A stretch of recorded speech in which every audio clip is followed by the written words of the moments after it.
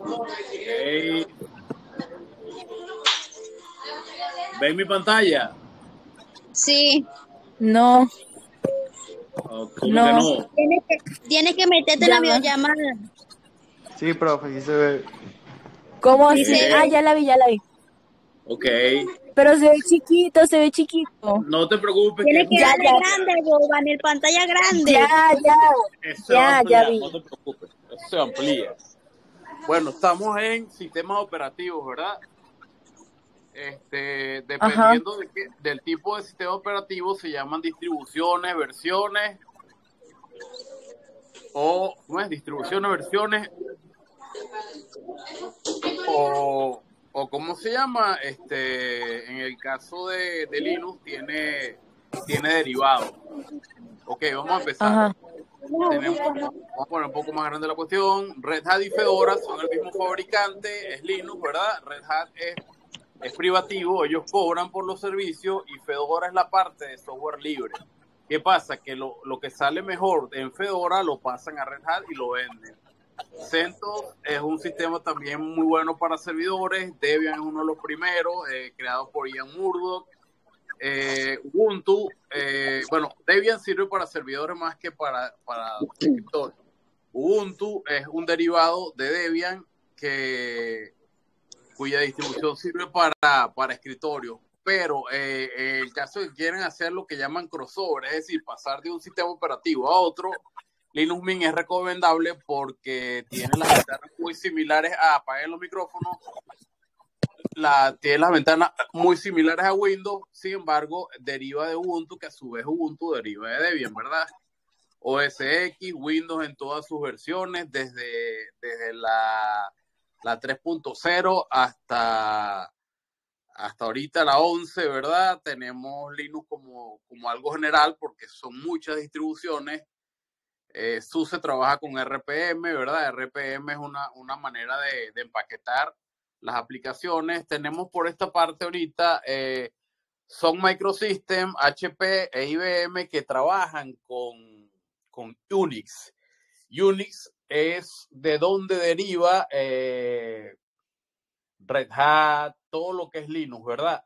Sin embargo, hay un puente, no sé si yo les dije o les hablé de Andrew Tannenbaum, que él hizo Minix, lo quiso vender, no lo logró vender, pero le agarraron el código e hicieron Linux y Linux bueno, en realidad como el 90% o más de los servidores en Internet trabajan es bajo Linux. VMware es algo, es como, se llama máquina virtual, ¿verdad? Virtual Machine, y es uno estando dentro de un sistema operativo puede tener varios trabajando también, varios sistemas operativos trabajando, eso sirve para hacer pruebas y otras cosas. Apple pues trabaja con los teléfonos de iOS, los Mac. Apple creo que se llamaba el sistema operativo Macintosh. Eso lo vamos a ver más adelante. Oracle también trabajó con Unix. FreeBSD es basado en Linux, ¿verdad? Creo que lo hacen en el MIT, en el Tecnológico de Massachusetts. Todo lo que termina en BSD es basado en Linux, ¿verdad? Y deriva de FreeBSD. Incluso que está aquí que se llama Darwin. Vamos a cerrar acá. Alguien que me diga que cómo va la clase, ¿bien? Sí, bien. Va bien. Perfecto. Sí, Okay. sí. Acá es un video que yo les paso, ¿verdad? Para que ustedes, es más o menos lo que les voy a decir, ¿verdad? Pero ella lo va a explicar en una biografía, lógicamente. Entonces esto le queda a ustedes de tarea, ¿verdad? Ver el video. Vamos para acá.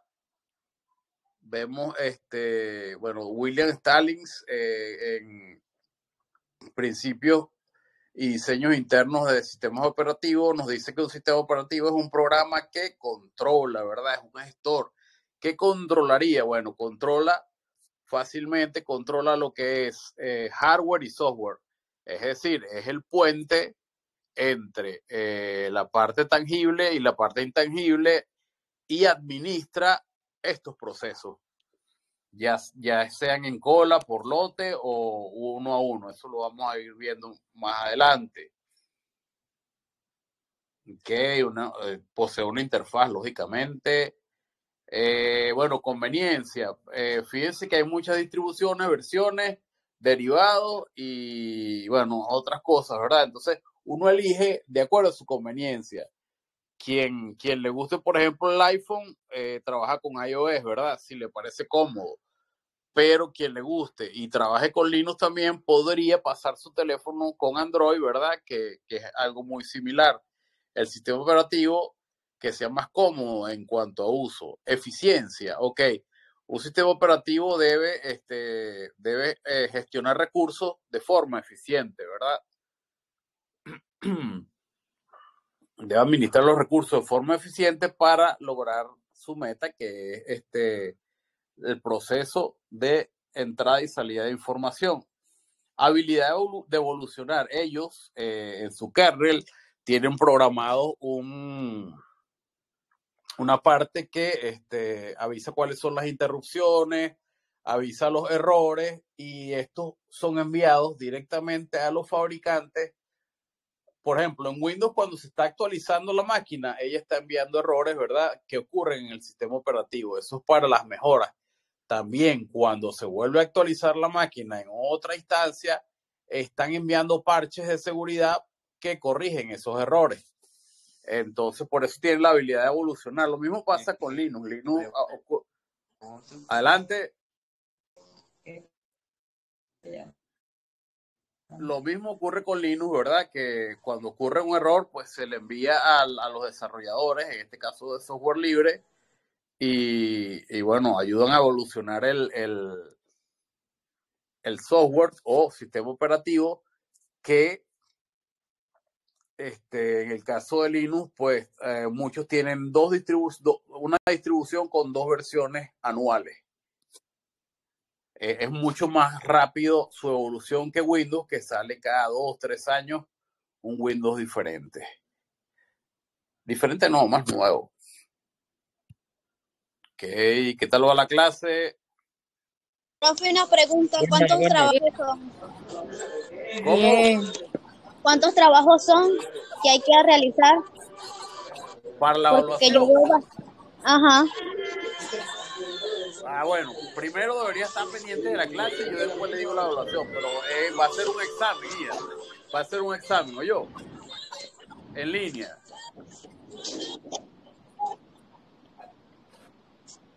Bueno, Ok. voy a seguir.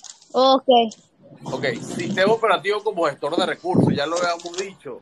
Es como que la parte intermedia, el mediador entre las aplicaciones y el hardware.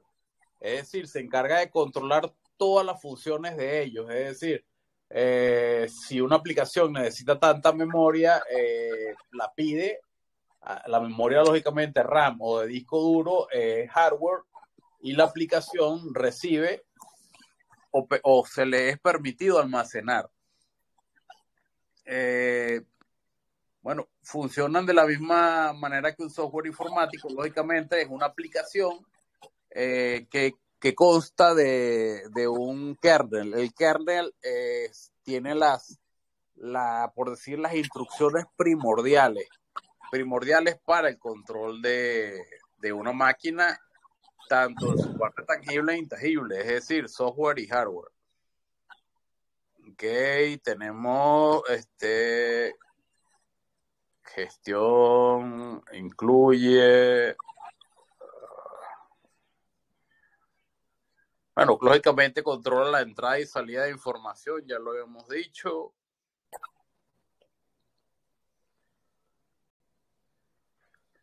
Ok, ya va. Tenemos acá el gráfico, ¿verdad? ¿Lo ven bien? Sí. De un sistema de computación, ¿verdad? ¿Qué pasa con el sistema de computación? El sistema de computación, en sus capas, porque tenemos capa 6, que es sistema operativo, capa 7, que son las aplicaciones.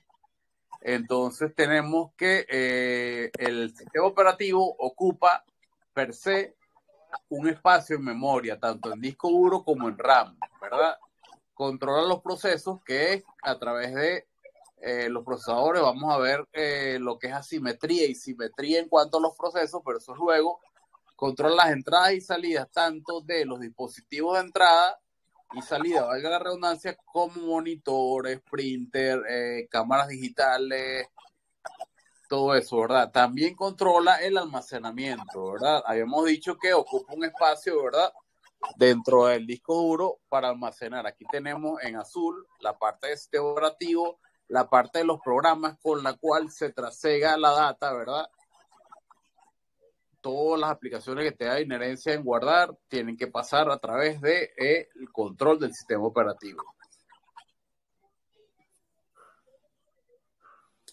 Ok, tenemos acá otro video para que tengan un poco más de información sobre lo que es un sistema operativo. Ustedes se van a encargar de verlo, ¿verdad? Esto aparece en el aula también, pero en el aula de Moodle. Nosotros estamos trabajando con el aula de Classroom. Déjenme ver cómo hago para incrustar todo esto en el módulo. ¿Está bien? Antes del examen.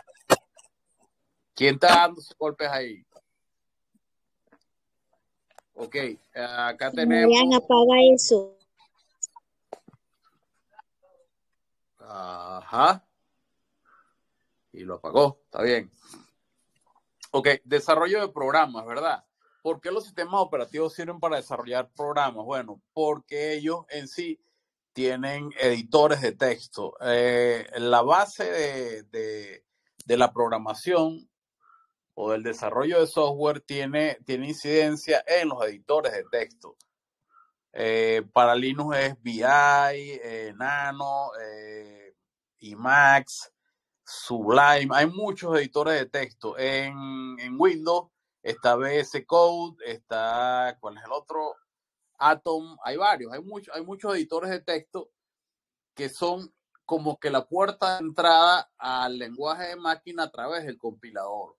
Por eso aquí dice que hay depuradores y editores. El compilador es el depurador cuando es local. Cuando un sistema es basado en web, no lo es, porque en realidad la compilación se da casi que automática cuando sale un resultado en la página web.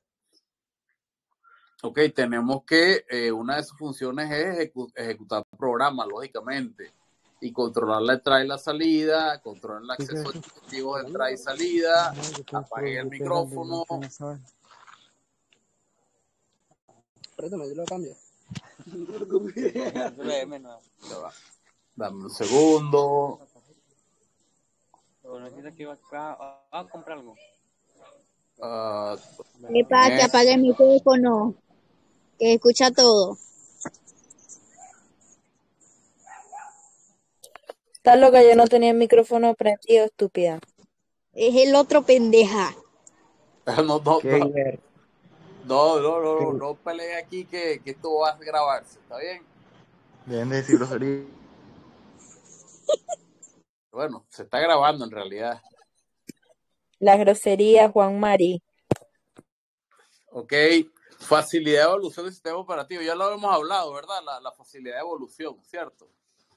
Pero esta es la evolución histórica.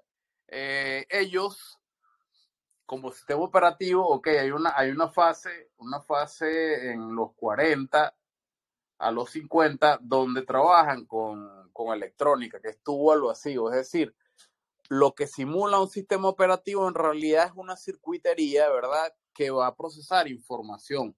Son cálculos muy simples, cálculos matemáticos básicos. En realidad esas computadoras eran del tamaño de una casa. Y su capacidad de proceso era muy, muy limitada. Vamos a pasar a la otra lámina. Era muy limitada y bueno, un disco duro pesaba toneladas, ¿saben? Acá está lo que hablé de los 40 y de los 50. Trabajaban con electrónica, más no un sistema operativo per se que tuviese control desde el punto de vista de software, ¿verdad? Solamente eran, se llama compuertas lógicas también. Es decir, a través de compuertas lógicas de circuitería se controlan los procesos. Tenemos ¿Cómo hago para quitar esta cámara? la cámara. Sí, la la cámara cámara. o la Ya las apago. Ya, voy a ver. Apáguela. Ay, no. Voy. Jean-Marie. Yo no sé. Listo, Andrea. Vamos a ver. Silenciar. Listo. Ya pasó.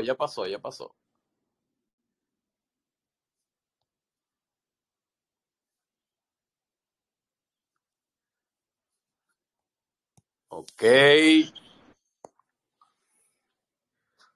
entonces estamos entre el año 55 y 65, donde sí se estrenan los sistemas operativos. Muy básicos, ¿verdad?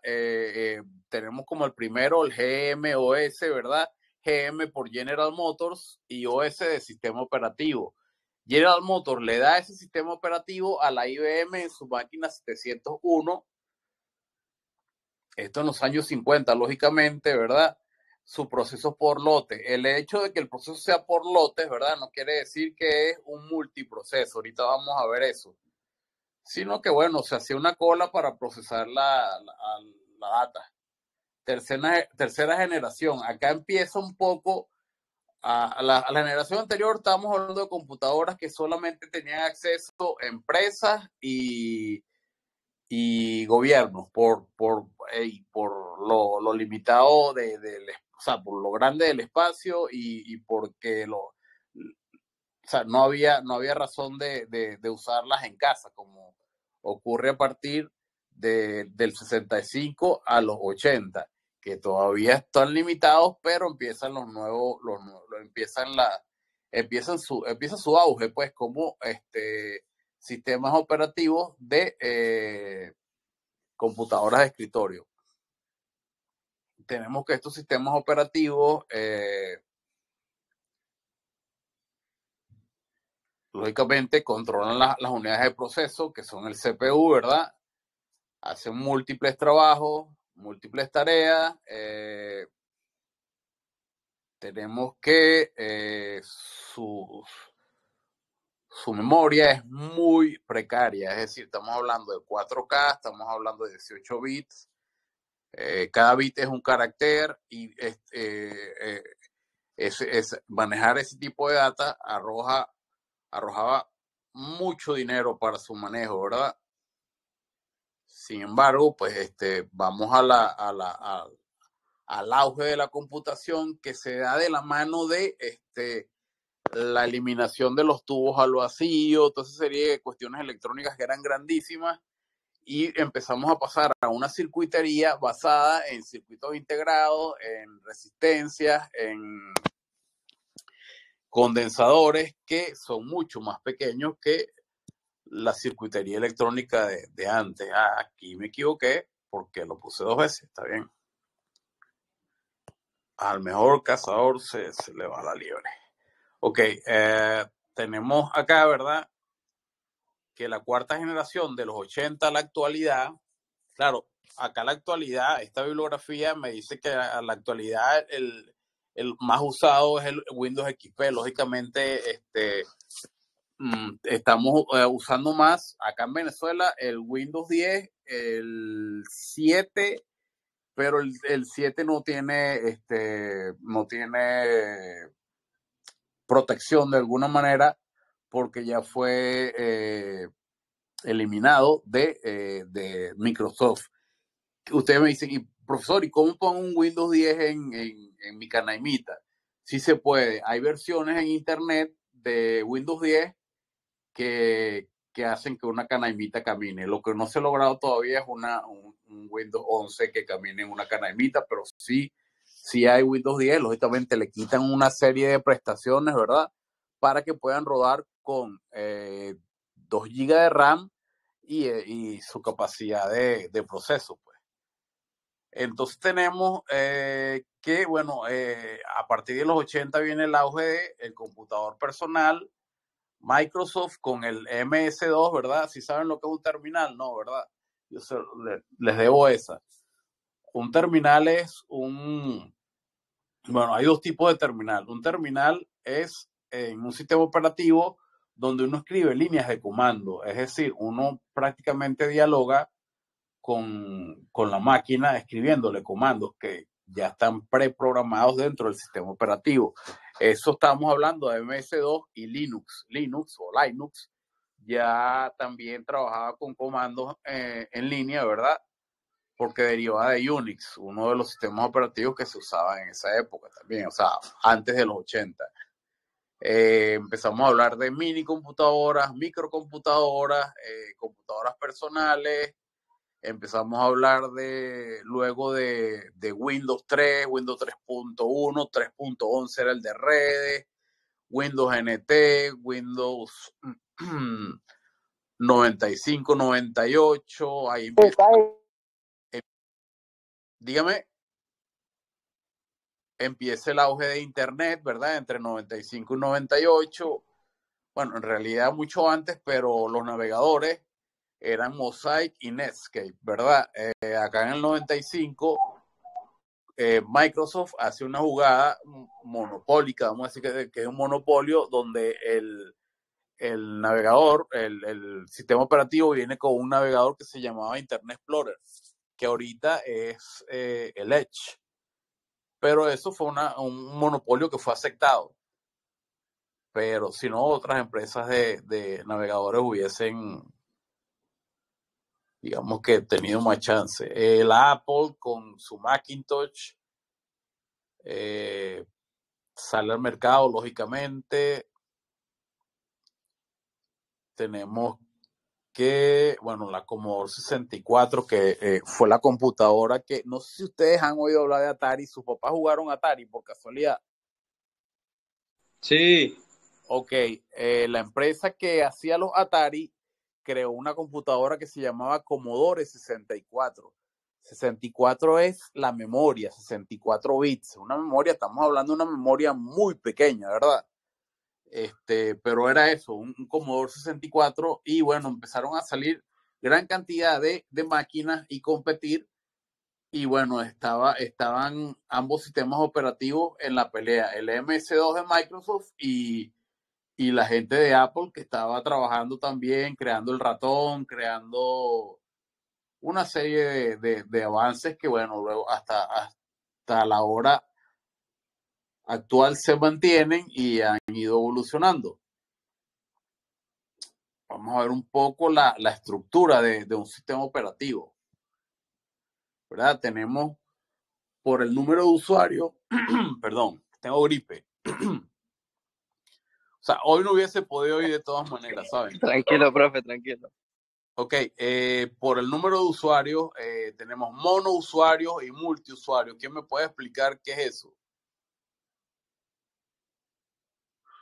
Ok, monousuario es un solo usuario, ¿verdad? Multiusuarios son varios usuarios al mismo tiempo. Esto, ya, ¿qué pasa aquí? Esto se da de una manera. Las máquinas antes, máquinas viejas, ¿verdad? Estamos hablando del 65 para abajo, trabajaban en algo que se llama mainframe y tenía un equipo de ¿cómo se llama? De profesionales, pero solamente uno era el que mandaba a ejecutar las tareas. Acá en multiusuario comienza el sistema operativo Unix, ¿verdad? Entonces, claro, ahorita lo vemos en Windows que uno crea varios usuarios y puede hacer varias sesiones, ¿cierto? Incluso en los navegadores se da eso, pero acá el multiusuario en sistemas operativos estamos hablando de una red interna, ¿verdad? Por no había internet, una red interna, se llama intranet, donde había un servidor y varias computadoras que se conectaban a ese servidor a través de un login, lógicamente, y ejecutaban tareas. Esas computadoras no tenían disco duro, porque en realidad quien procesaba y quien hacía las tareas y todo era el sistema operativo que estaba en el servidor. Tenemos por número de tareas, entonces monotareas y multitareas. Por monotareas ya sabemos que es una sola tarea al tiempo, ¿verdad? ¿Cierto? Esto depende de la capacidad de proceso, lógicamente, y multitareas son varias tareas que se ejecutan al mismo tiempo. Este es el caso de los sistemas operativos actuales. Incluso el teléfono que estamos usando ahorita, pues, o que estoy usando yo ahorita, yo estoy usando voz, audio, video. Aparte de eso, estoy viendo la hora. Aparte de eso, estoy recibiendo internet de la Wi-Fi. Y bueno, hay muchas más tareas corriendo detrás del teléfono. Lo mismo ocurre en las computadoras. Son tareas en background. Entonces, por eso es que, bueno, de hecho los teléfonos los llaman terminal telefónico porque es un terminal, es una computadora pequeña, ¿está bien? Entonces, se ejecutan muchas tareas al mismo tiempo. Por número de procesadores, ok. Uniproceso y multiproceso. Uniproceso es un procesador que nada más puede ejecutar una tarea. Estamos hablando de las computadoras viejas. Vamos con multiproceso. Tenemos acá la parte simétrica y asimétrica. La simetría se da cuando, por ejemplo, un CPU, ¿verdad? Una unidad de proceso tiene 4 núcleos y cada núcleo se reparte por igual el procesamiento de las tareas, ¿verdad? La parte asimétrica de multiproceso tiene que ver, por ejemplo, imagínense un equipo de básquet. ¿Quién es el que dirige las jugadas? El piloto, ¿verdad? Entonces, si son cuatro procesadores o 4 núcleos que tiene el procesador, un núcleo se encarga de dirigir todas las tareas a los otros 3 núcleos, ¿verdad? Entonces, por eso es asimétrico, porque no se reparten las tareas de igual manera, sino que hay un núcleo que decide cómo administrar esas tareas, y eso se lo asigna el sistema operativo a la unidad de procesamiento. Acá tenemos otro video de clasificación de sistemas operativos por estructura, por servicio. Ya lo hemos visto, ya lo hemos estado viendo, ¿verdad?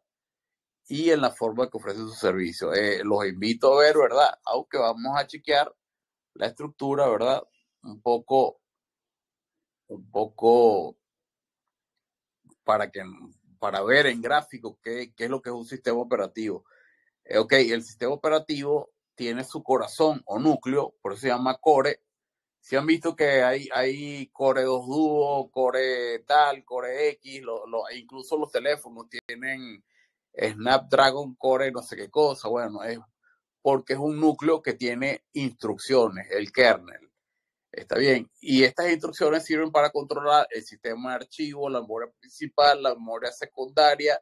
A su vez, el propio sistema operativo trabaja y administra o gestiona las aplicaciones, la capa 7, la capa de aplicaciones, la capa 6, que es su propia capa, lógicamente, el sistema operativo, la capa 5, que es la del hardware, ¿verdad? Hardware que ambos que es la parte tangible, todo lo que tiene la computadora por dentro que se puede tocar, monitor, impresora y accesorios, ¿verdad? Acá esta parte es un poco más compleja, acá no vamos a ir a detalle, ¿verdad? Porque manejador de interrupciones, por ejemplo, en los sistemas operativos, por ejemplo, cuando se cuelga o algo así, ahí ocurre una interrupción, el manejador de interrupciones toma nota para que esa información sea enviada para que sea corregido. Eso se cubrió en lo de la evolución. Y bueno, sincronización, comunicación entre procesos y despachador ya tiene un poco más de complejidad, pero digamos que si van a haber preguntas, van a ver de aquí y de aquí. ¿Está bien? Ok, tenemos otra analogía gráfica de lo que es un sistema operativo, ¿verdad? Tenemos que el corazón del sistema operativo es el kernel, ¿verdad?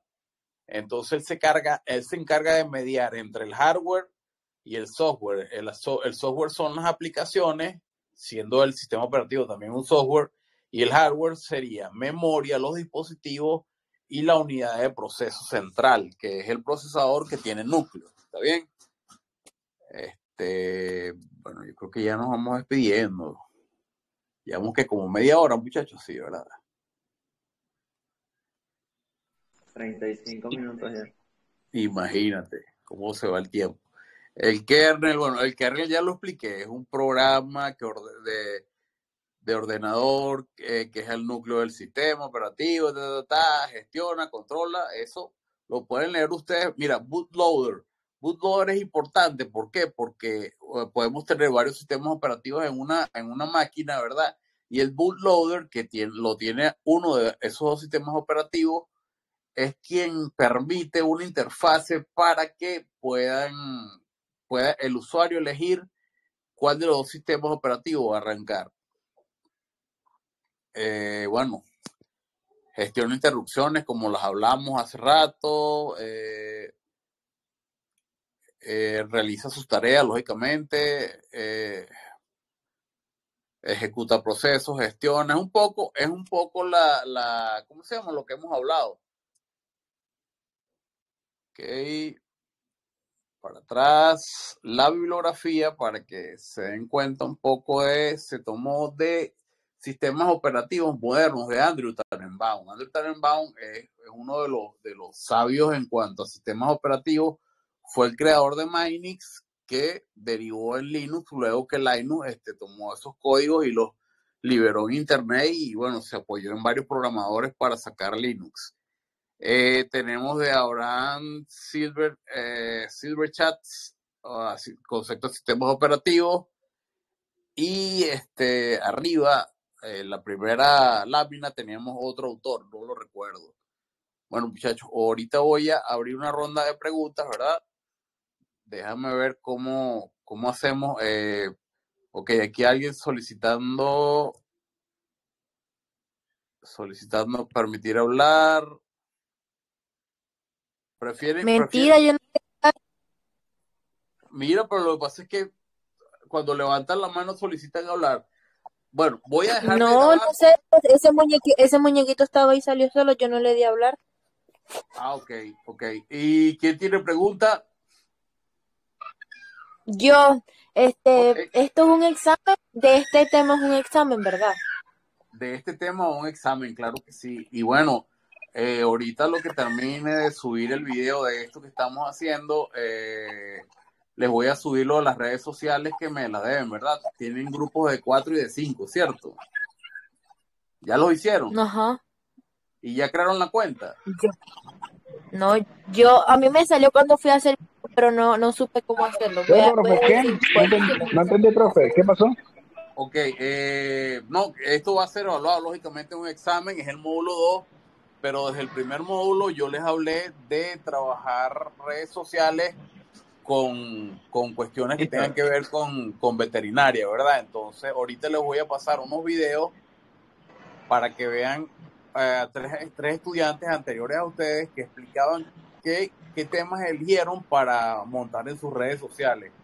Y aparte de eso, les voy a pasar un video de cómo se pueden apoyar con inteligencia artificial para postear. Es decir, las inteligencias artificiales acabaron con los community managers, les voy a decir de una vez.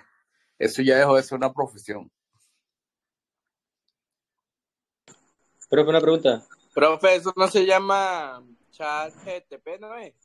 GPT. Sí, no, lo que pasa es que hay como 42 inteligencias artificiales. ChatGPT no podemos acceder nosotros porque nos pide un teléfono de otro lugar, ¿verdad? Pero sí serviría ChatGPT si le pides el teléfono a alguien que tenga afuera. Una dirección IP distinta. No tanto la IP, sino ellos te piden un teléfono. Lógicamente, tienes que usar una VPN que tenga el mismo país de ese teléfono. Es complicado. Exactamente. No, pero yo les voy a dar Copy AI, ¿verdad? Que sí está permitida en Venezuela. De hecho, las inteligencias artificiales que están saliendo ahorita, que son las de Google, que es ChatGPT, que es la de, Microsoft compró OpenAI, que es ChatGPT, lógicamente, pero hay como 4 competencias, ¿verdad? Grandes, que trabajaban alimentando, por eso se llama aprendizaje de máquina. Lo vamos a ver un poco en el cuarto módulo con lo del metaverso. Sí tiene que ver, de alguna manera, aprendizaje de máquina. Ellos tenían anteriormente inteligencias artificiales pequeñas aprendiendo, ¿verdad? y alimentaron ahora esas inteligencias artificiales grandes que es ChatGPT, que para Google creo que se llama BAR, hay una que se llama DALI, que uno lo que hace es describir la gráfica en texto y hace varias fotos y tocar la que necesite. Entonces, eso Profe, a mí me dijeron que ese chat PGT era como inteligencia artificial, pero para ayudar a hacer tareas. Entonces yo lo descargué para ver si me ayudaba a hacer las tareas. Y es una vaina ahí en inglés, no la entendí bien. no te Realmente va que a tiene su creer. complicidad. Venezuela está baneada por es un problema con el Bitcoin. No recuerdo qué problema ocurre con el Bitcoin, que ChatGPT trabaja con Bitcoin y no sé cuál es el problema, que Venezuela no puede trabajar con ChatGPT. Realmente en muchos lugares de Estados Unidos fue prohibido, ¿cierto, profesor? Bueno, no estoy tan enterado de eso, pero yo les voy a dar una inteligencia artificial que va a trabajar con ustedes aquí de Venezuela sin problema. Se llama Copy AI. Y bueno, ustedes seleccionan un post de Instagram y ponen de qué va a tratar. Y bueno, yo les voy a dar un ejemplo que hice con una cría de cochinos que yo tenía, una cosa, y me hizo el post y todo, ¿viste? Entonces va a estar interesante. Pero el domingo que viene, luego del examen, no, lógicamente el examen va a ser toda esta semana. El domingo que viene vamos a hablar de internet, ¿verdad? Y aprovechamos y evaluamos la parte de, o empezamos a evaluar la parte de redes sociales para los que no hayan creado la cuenta. ¿Está bien? Sí. Okay. Sí, profe, está bien. ¿La cuenta sería en grupo o individual? Y Las cuentas es, bueno, ustedes empezaron siendo 70, yo creo que ya deben quedar como 40, ¿cierto? 50 y pico, 54. Ok, van 55, entonces fíjense, si hacen 10 grupos de 5, perdón, ya eso tengo que editarlo. Náguara, ya me dieron ganas de estornudar, ya. Profe, ¿y el examen es individual o son las mismas personas del grupo? ¿Son 5 o uno solo? Coño, no Los creo que haya exámenes de exámenes son 5. individuales. Eso sería un taller. Exámenes de 5 serían un taller, Bueno, eso es lo que iba a decir. ¿Qué pasó? Pero sí se puede hacer. Déjame averiguar si en Classroom hay una herramienta para talleres, ¿sabes? No hay problema. Cada quien trabaja de forma colaborativa. Esa es una manera de trabajar. No se me había ocurrido. Vamos a ver si instauramos un taller, no hay problema. Y bueno, lo que pasa es que la nota de... Buena, Luis Mariano. La nota de los 5 sería esa, pues, la que saquen los 5. ¿Qué más? Bueno, ahí ya está listo. Yo voy a ir cerrando, ¿verdad? Voy a dejar de grabar. Dejé de grabar. Aquí, a ver, detener grabación.